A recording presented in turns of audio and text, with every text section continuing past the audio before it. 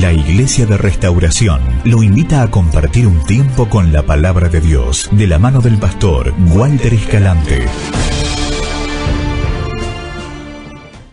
Acompáñenme en la Biblia unos minutos, por favor, Proverbios capítulo 16, aunque ese texto solamente de entrada, vamos a cambiar enseguida, versículo 9, texto con el cual hablamos la semana pasada, o por lo menos el fin de semana, perdón, sábado y domingo. El domingo a la mañana, y en medio de la meditación, Dios me da una palabra. Pero no que me da un versículo, o sea, literalmente una palabra. Y me quedé ahí me quedé buscando en la cabeza, ¿dónde está esa palabra en la Biblia? ¿Está esa palabra en la Biblia? Porque a mí me agarra a veces y digo, o estoy con cualquier cosa. Y empecé ahí, digo, eso sí, hay un versículo que dice, y agarré el celular, empecé a buscar en Google ahí, hasta lo encontré el versículo exactamente, y fue parte de la administración de ese día, tuvo que ver con esa palabra. Y la palabra era apocado. Y Dios le dice a los apocados, ¿sabe qué es un apocado? El que se siente poco, el que a sí mismo se considera poca cosa, el que piensa de sí, se hace poco, se achica, se minimiza, se considera nada, se cree que es una porquería, una basura. Apocado. Hay muchos apocados en el pueblo de Dios. Y los apocados en el pueblo de Dios son por dos orígenes. No me estoy desviando, ya enseguida entro ahí. Los apocados en el reino de Dios, en el pueblo de Dios, tienen dos causas por dos orígenes. Uno, los que llegan así a la casa del Señor y no han tenido un encuentro con el Señor que los transforme. Dos, aquellos que estando en el Señor viven alguna circunstancia, alguna situación que los confronta con su propia miseria, con su error, con su conflicto, con su pecado. Y eso los lleva a tener que caer a los pies de Cristo. Y porque el enemigo ahí empieza a ganar terreno, no le permite levantarse. Qué bueno que la palabra en el libro de Amós, el profeta Amós dice, enemiga mía, no te alegres de mí, porque aunque caí, diga conmigo esto, me levantaré. Entonces a los apocados, primero le digo la palabra del profeta, tiempo de levantarse, y ahora me vuelvo a lo que decía, eso era Isaías 35:5, si mal no recuerdo, lo que dice el verso de Isaías, a los apocados, díganle, o sea, nos manda a nosotros, me manda a mí, le manda a usted como iglesia, que le diga a los apocados, esfuércense, no teman. Y yo me quedé, sobre eso giraba un poco la palabra, o el final de la palabra del domingo, me quedé dando vueltas sobre cómo puedo yo, si yo estoy apocado, cómo puedo yo decirle al otro que se esfuerce. Entonces lo que tenemos que hacer es empezar con nosotros. Y ahí es donde nos quedamos, y ahí es donde vamos acá, y empezamos con nosotros mismos. Si el Señor nos manda a sanar a los quebrantados de corazón, para sanar a los quebrantados de corazón, tenemos que sanar nuestro corazón quebrantado. Para decirle a los apocados, esfuércense, no teman, tenemos que mirarnos al espejo y decirnos a nosotros mismos, y usted dígase con su nombre, mírese al espejo y dígase con su nombre, fulanito, esforzate, no temas, jatinchar, levántate. Muchas veces, el domingo creo que lo dije 4 o 5 veces, la palabra levántense o levantar.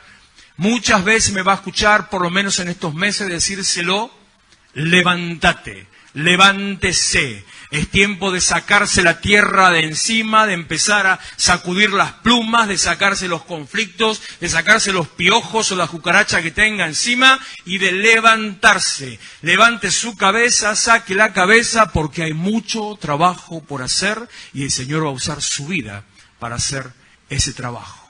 Proverbios 16:9 dice, el corazón del hombre, nunca sé cómo empieza, el corazón del hombre piensa su camino, decisiones, determinaciones, sus propios proyectos, sus propios planes, la manera en que usted se pone una meta para alcanzar. ¿Se pone metas en su vida?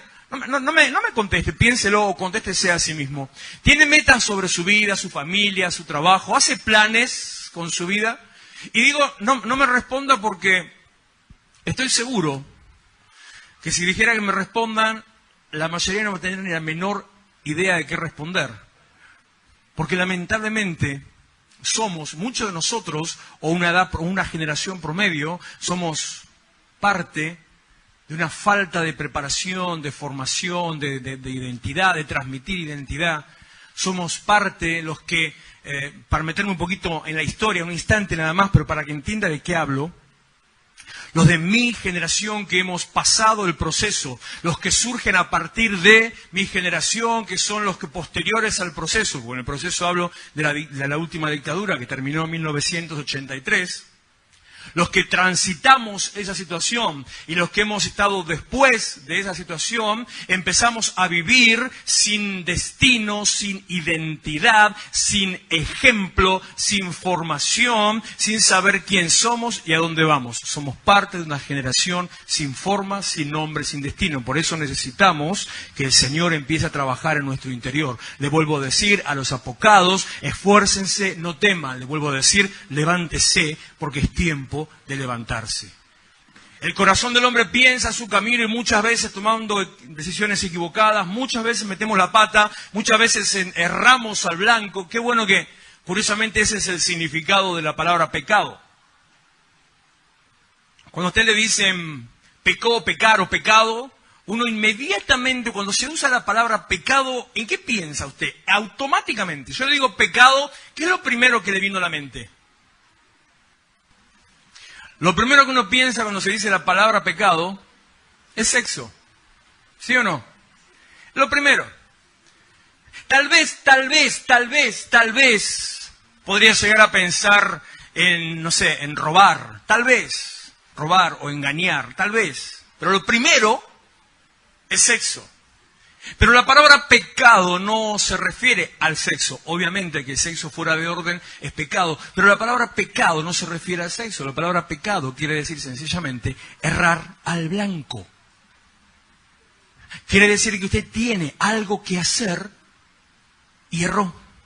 Usted tiene un camino por el cual andar y anduvo por otro. Usted tiene una meta que alcanzar y se fue a otra. Usted tiene un blanco al cual pegarle y le pegó afuera. Sencillamente eso es pecado. Claro, no se trata de nuestras metas, sino del propósito de Dios con nosotros. Dios tiene un plan con tu vida, Dios tiene un propósito para vos, Dios quiere que hagas algo, Dios quiere que vivas de una manera y usted vive como se le da la gana. Por eso cuando hacemos una oración de fe, cuando oramos, hacemos la confesión de fe para que aquellos que no han recibido al Señor lo reciban en ese día. En la oración siempre más, palabras menos. Señor, te pido perdón por haber vivido fuera de tu voluntad, según mis caminos, por mis errores y por mis faltas, para que entienda cuál es el concepto de los errores que hemos cometido. Porque si yo hoy, 2019, lo agarro a usted y le digo, ¿usted pecó? Me va a decir, yo no maté a nadie, yo no me acosté con nadie. Pero para que entienda que pecar es salir fuera del plan de Dios. Entonces cuando equivocamos nuestro camino, el Señor empieza a enderezar nuestros pasos, empieza a corregirnos, porque Dios tiene un propósito con nosotros. Salmo 138:8, grábese ese texto, apréndaselo de memoria, está en el centro de la Biblia. Gracias, no me equivoqué. El Señor Jehová cumplirá, Él va a cumplir su propósito en mí. Dios tiene un propósito con su vida, Dios tiene un propósito con vos, Dios tiene un propósito con vos, Dios tiene un propósito. Imagínese como que Dios fuera, hace unos días un loco me vino a decir que esto que yo le voy a decir ahora como un ejemplo, me vino a decir que es la realidad. No se asuste. Imagínese que usted vive en una Matrix. ¿Sabe qué es una Matrix? Imagínese que usted vive en una Matrix. O sea, vivir en una matriz es que hay alguien por encima que es el que ya dibujó, diseñó su plan, su propósito. Que usted tiene una función específica en un camino específico que tiene que cumplir determinada tarea. Imagínese que cuando eso no funciona, el que está por encima tiene que empezar a ajustar algunas piezas para que nuevamente el destino prefijado se llegue a cumplir. Imagínese que si de golpe se cruzan los destinos de uno y de otro, algo puede ocurrir un cataclismo, puede ocurrir una guerra nuclear, se puede venir todo el mundo abajo. Entonces, el que está por encima, el que maneja los hilos, el que mueve la matriz, el que la determina, tiene que ajustar las piezas permanentemente. ¿Se hace la idea o es muy loco lo que le estoy diciendo? Bueno, saque el nombre Matrix, así vivimos. Dios tiene un propósito, Dios tiene un plan, Dios tiene un destino, Dios tiene un camino para tu vida. Dios tiene determinada una meta para que alcances, Dios tiene determinada una manera en que te muevas. Dios dirige tus destinos permanentemente y también los cuida para que no erres, para que no peques, para que no salgas de su plan. Para que estés permanentemente y siempre alcanzando lo que Dios tiene para vos. Vivimos en un sistema, no es una matriz por supuesto, vivimos en ese sistema por la mano de Dios. Cuando equivocamos, cometemos errores, el Señor, volveme al Proverbios, el Señor endereza nuestros pasos y utiliza distintas maneras para enderezar nuestros pasos, porque no puede Dios permitir que nosotros faltemos al propósito que Él tiene con nosotros, porque si no, ese sería el verdadero fracaso. Dijo un conferencista americano, un hombre muy, muy conocido, que escribió muchos libros, dijo una frase más o menos así: el problema no es morir, sino que el problema es morir sin haber alcanzado o sin haber cumplido su propósito. ¿Qué palabras más o menos es lo que dijo Juan el Bautista? Mira, le voy de Miles Monroe a Juan el Bautista. Juan el Bautista, cuando estaba encarcelado, cuando estaba a punto de morir, fueron a visitarlo sus amigos, sus compañeros, sus condiscípulos, los que ahora eran discípulos de Jesús. Porque un tiempo antes, si usted se ubica un poco en la Biblia, un tiempo antes, cuando se encuentra Juan con Jesús, Juan hizo unas palabras que quedan en la historia y hasta las conocen aquellos que no conocen al Señor. Dijo unas palabras más o menos así, como que es necesario que yo mengüe para que Él crezca. ¿Escuchó eso alguna vez? El menguar de Juan, o sea, el disminuirse, el apocarse de Juan, significa es necesario que yo empiece a desaparecer de la escena. Juan era un tipo importante, era un tipo muy conocido, tenía un montón de discípulos, la gente lo seguía. Juan se iba a los montes, Juan se iba a las montañas, predicaba y la gente lo escuchaba. Los soldados lo escuchaban, el pueblo lo escuchaba, los sacerdotes lo odiaban. Juan estaba preparando, abriendo el camino para Jesús. Estaba anticipando lo mismo que Jesús iba a hacer. Por eso cuando Jesús viene y Él reconoce quién es, empieza Juan a salir de escena, empieza a desaparecer, empieza a hacerse borroso. Dice, es necesario que yo me vaya, que yo desaparezca para que Él crezca. ¿Qué convicción, qué carácter, qué entendimiento, qué visión, qué carácter? Porque cuando yo leo eso, yo digo, ¿y si Juan le hubiera agarrado un ataque de estrellato y hubiera dicho, no, yo me quedo acá? Digo, ¿se hubiera manifestado el Señor? No me conteste porque no tiene manera de responderlo. La respuesta evangélica va a ser, Dios hubiera utilizado otro camino. Y seguro, pero no lo sabe y yo tampoco lo sé. Me llama la atención que Él diga, es necesario que yo me corra para que Él aparezca en escena. Si Él no se hubiera corrido, tal vez.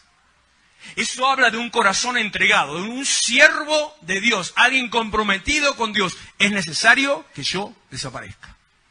Los discípulos de Él entonces pasaron todos a Jesús, empezaron a seguir a Jesús y Él ya cada vez menos, y antes que desaparezca del todo lo meten en cana, lo meten preso por una discusión espiritual, teológica, el que involucraba al gobernador, al rey.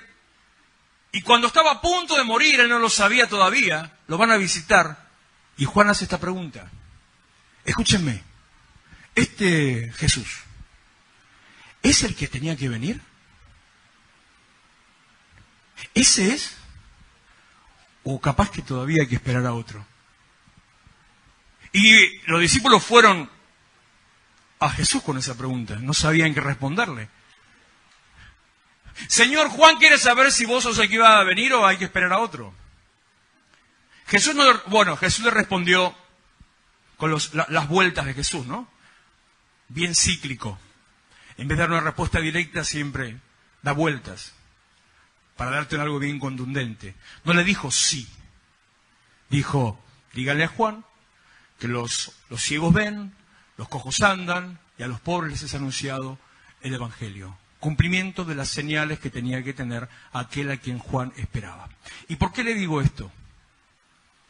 Porque Juan estaba preocupado que no se cumpliera su propósito. Si él moría encarcelado y resulta que Jesús no era Jesús, y resulta que Jesús era solamente un verdulero, todo el ministerio y el llamamiento y la vida de Juan y el sacrificio de Juan hubiera sido un fracaso. Pero él entendía que lo más importante no era preservar la vida, sino cumplir el propósito. Dios endereza tus pasos para que no se desvíe tu propósito. Dios endereza tus pasos para que no te conviertas en un fracasado. Dios endereza tus pasos para que seas bendecido, seas prosperado. A veces el enderezar de Dios, de los pasos, es un poquito, se te sacude un poco el piso y un par de sopapos. Mateo capítulo 5, versículo 13. A veces son esas situaciones en las cuales parece que todo está dando vuelta alrededor. A veces son como, estaba escuchando hoy testimonios del culto de acción de gracias de fin de año, y escuchaba en algunos testimonios, cosas muy, muy normales que siempre se dicen, pero de 2 o 3 creo que eran puntualmente, decían, el camino del Señor es duro, es difícil. Y yo cuando escuchaba el testimonio digo, pero viejo, si yo escucho eso como testimonio me voy corriendo para otro lado. Es difícil, pero Dios te da la fuerza, pero Dios te ayuda, pero Dios lo demás. Eso es lo que a veces llamamos pruebas. Cuando uno dice el camino del Señor es difícil es porque no termina de ser procesado. Cuando uno dice que el camino del Señor es duro, y es porque se endurece para no perder su propia autoridad. Como decía el domingo también, si usted considera que necesita algo más para ser feliz, algo más que a Cristo, hay algo que no entendió. Si usted cree que necesita determinado auto, tal familia, irse de vacaciones a tal lugar, tener tanto dinero, o hacer tal inversión, o estar con tal persona, o conocer tal lugar en el mundo, y que ese sea la meta o el factor, el centro de que usted sea feliz, no entendió el Evangelio. Entra en la parte de los apocados que llegaron al Señor pero no fueron procesados, no tuvieron revelación de Él y por eso hoy está luchando con sus vidas. Es lo mismo que decir, el Evangelio es duro, el camino del Señor es difícil. Si se le hace difícil es porque usted está tironeando, viejo. Si se le hace duro es porque está metiendo ahí para no ser movido, no permite ser movido. ¿Vio cuando quiere meter el perro a bañar? ¿Qué hace? Cada tanto parece un perro que le encanta, pero esa es la excepción que confirma la regla. Normalmente, usted quiere agarrar al perro para bañarlo. ¿Qué hace el perro? Se convierte en gato, se agarra con uña y garra, yo no sé cómo hace. Así. Y cuando lo está bañando y está dentro de la bañera, el mío, cuando lo bañábamos en casa, el mío está con todo duro, tenso, parece una estatua. Duro, tenso, hasta la cola, la cola me entiende las patas, está asomando, queriendo rajar y viendo si usted se distrae un instante para salir de la bañera. Está así. Duro. ¿Por qué se le hace difícil? Porque se resiste. Si a usted el Evangelio se le hace duro, es porque se resiste. Si se le hace difícil, es porque está poniendo resistencia. Amados, os ruego por tantas misericordias que Dios tuvo por ustedes, que presenten vuestros cuerpos en sacrificio vivo, santo, agradable a Dios. Repito, que presenten vuestros cuerpos en sacrificio vivo, santo, agradable a Dios, el cual es su culto racional. Me falta una palabra en el medio. Sean transformados por medio de la renovación de su entendimiento. Cambie su cabeza. Renuévense por medio de la transformación de su entendimiento para que entienda, cabezón, para que entienda cuál es la buena voluntad de Dios, que es agradable y que es perfecta. Pero para llegar a que la voluntad de Dios le parezca agradable y perfecta, presente su cuerpo en sacrificio vivo, cambie su cabeza hueca, cambie su manera de pensar. Mateo 5, versículo 13. Ustedes son la sal de la tierra, pero si la sal se desvaneciere, ¿con qué será salada? No sirve más para nada, sino para ser echada fuera y hollada por los hombres. Ustedes son la luz del mundo. Una ciudad asentada sobre un monte no se puede esconder, ni se enciende una luz y se pone debajo de un almud, sino sobre el candelero y alumbra a todos los que están en casa. Así alumbra vuestra luz delante de los hombres, para que vean vuestras buenas obras y glorifiquen a vuestro Padre que está en los cielos. ¿Cuál es el propósito global que Dios tiene con tu vida? Que seas sal, que seas luz. ¿Cuál es el propósito general que Dios tiene con la iglesia? ¿Cuál es el propósito del cual Dios no quiere que te corras? ¿Cuál es el propósito por el cual Dios quiere volver a reenderezar tus pasos, tus caminos? ¿Cuál es el propósito del cual Dios te sopapea? Te sopapea con la derecha, te patea con la izquierda. Y vos decís, aguantá. No, viejo, anda derecho.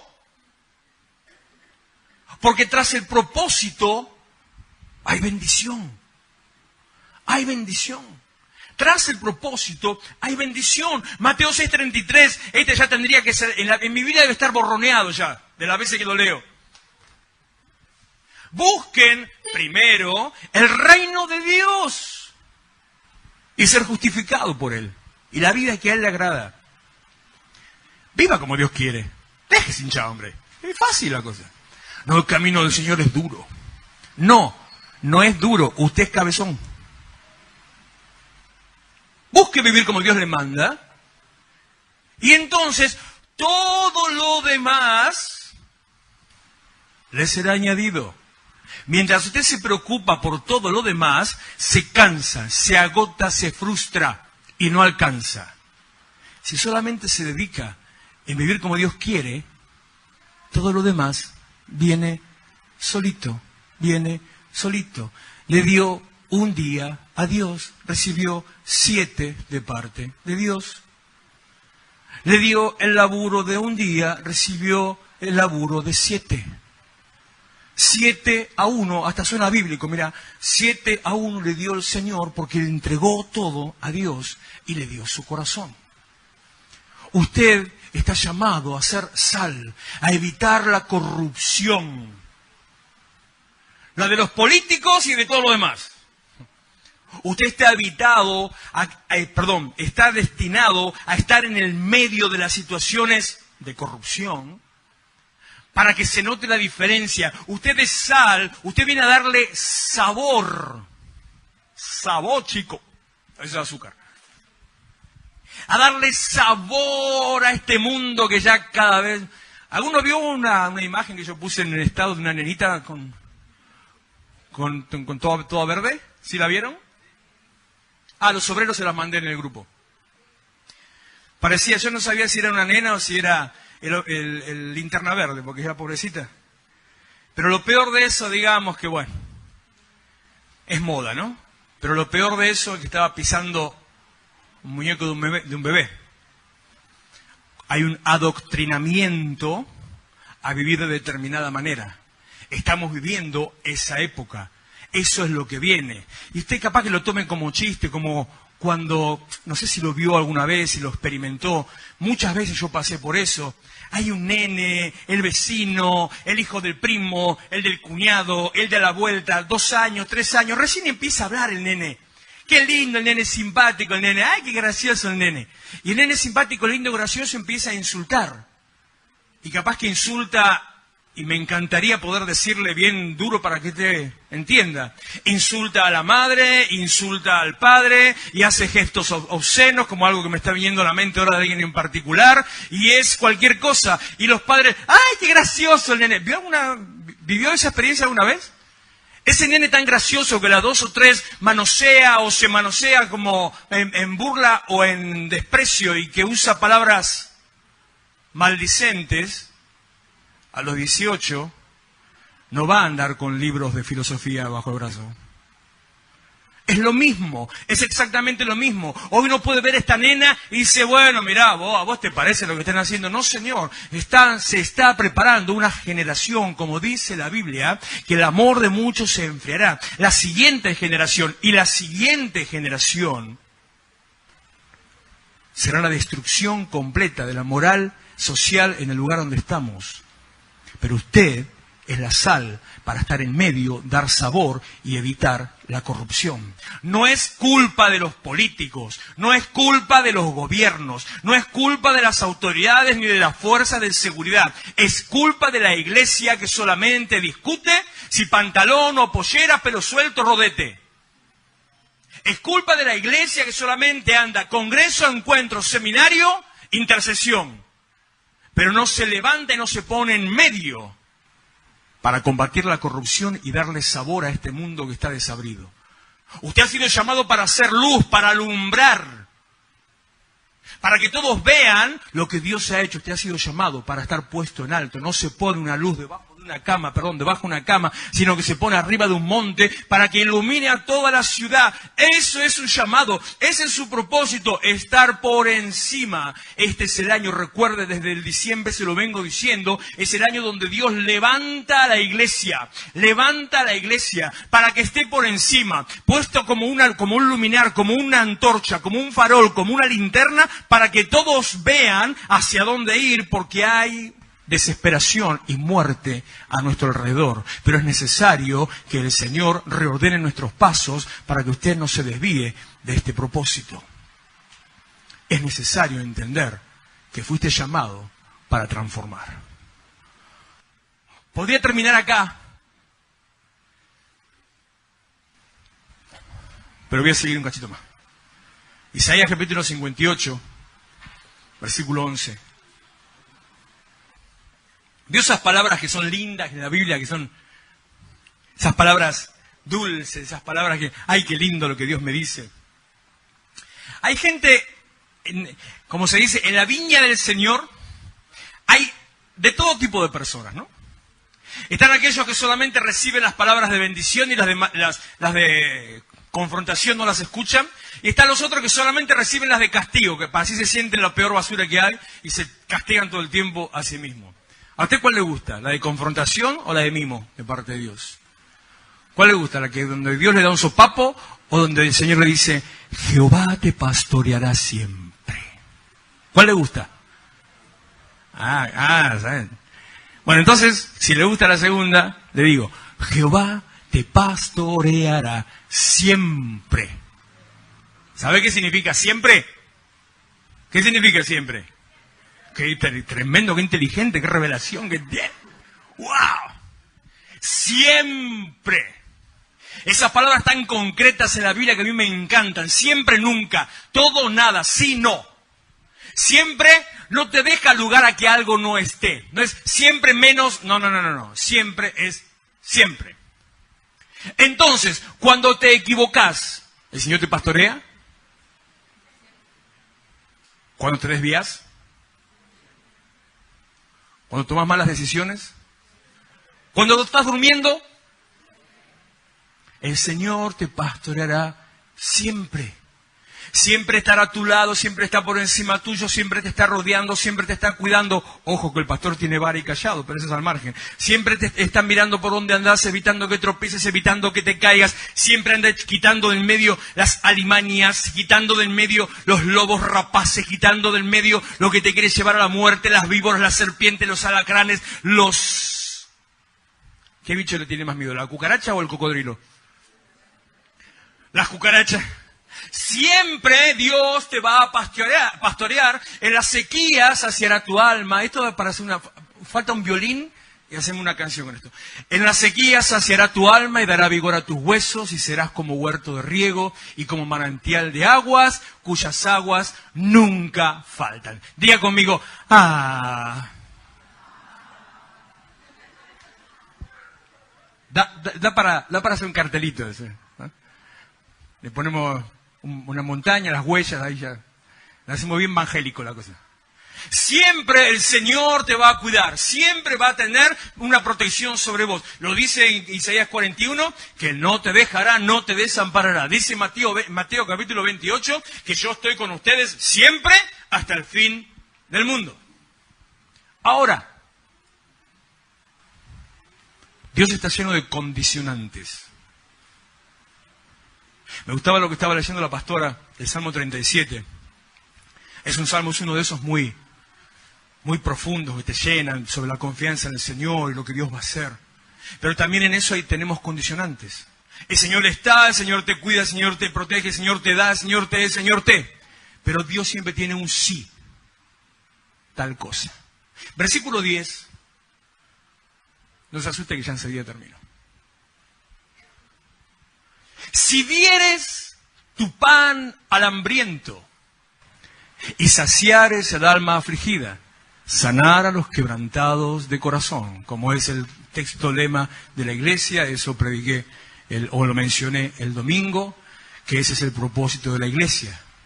El Señor se levantó, tomó el rollo de Isaías en la sinagoga y leyó: el Espíritu del Señor está sobre mí, por cuanto me ha ungido el Señor para dar buenas nuevas a los pobres, para sanar a los quebrantados de corazón, para proclamar libertad a los cautivos, a los presos, apertura de las cárceles, para declarar libertad a los oprimidos y proclamar el año agradable del Señor. Ese es el propósito de la iglesia, para eso existe la iglesia.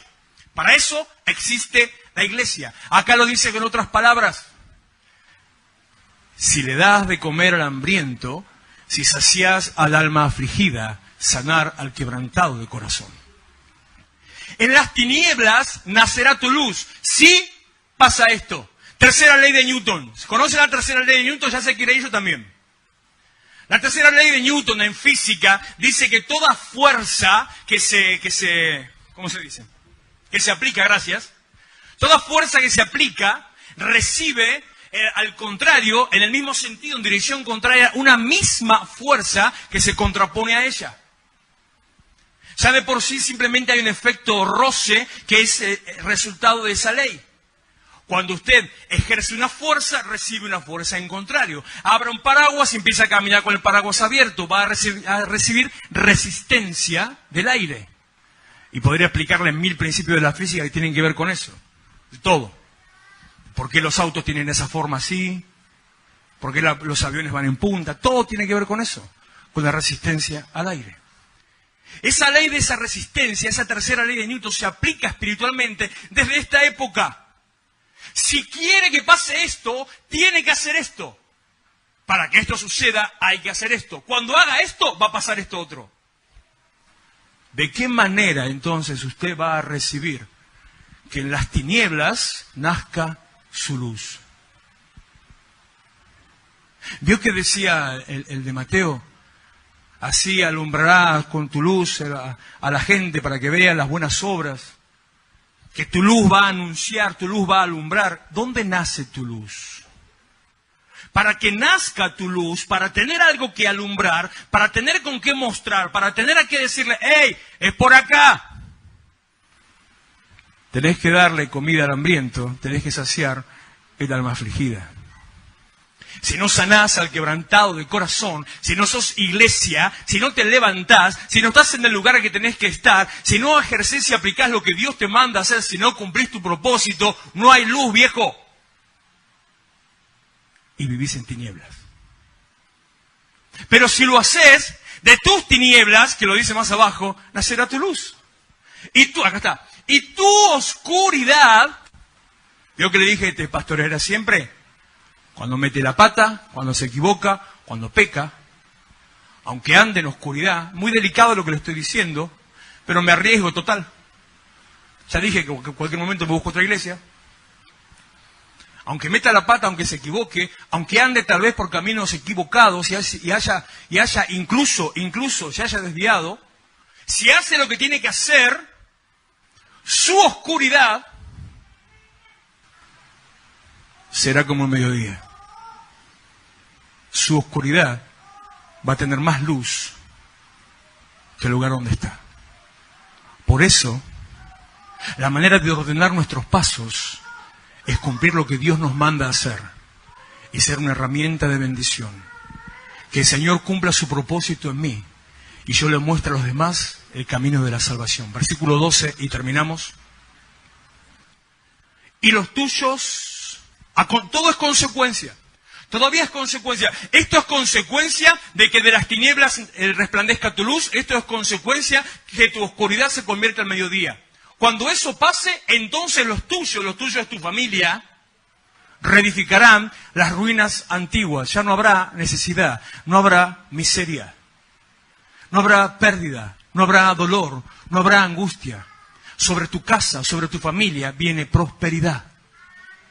No se lo estoy inventando, no le estoy queriendo convencer de que le dé a Dios, porque no ese es el criterio ni la manera. Y soy tan feliz con Dios de aplicar los principios que Él hace tantos años nos habló. Y por ejemplo, yo poder decirle estas cosas libremente porque total la ofrenda ya pasó.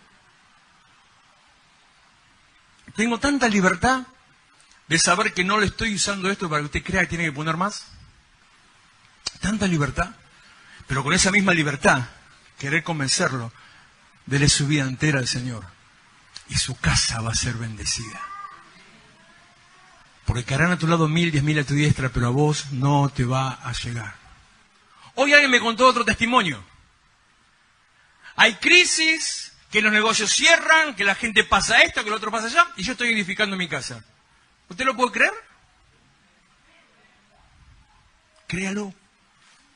Como le conté el otro día, todos contaban de las situaciones difíciles que pasan, y yo me sentía ahí, digo, yo no digo nada, porque voy a parecer que estoy mintiendo. Pero ¿cómo digo, en nuestra iglesia no hay necesidad, y si las hay son temporales? ¿Cómo digo, en nuestra iglesia no están pasando necesidades críticas? ¿Cómo digo, en nuestra iglesia casi nadie está viviendo de un plan, cuando los demás me están diciendo que todos están en esa situación? Y no es que es distinto Dios, es el mismo Dios, es distinta fe.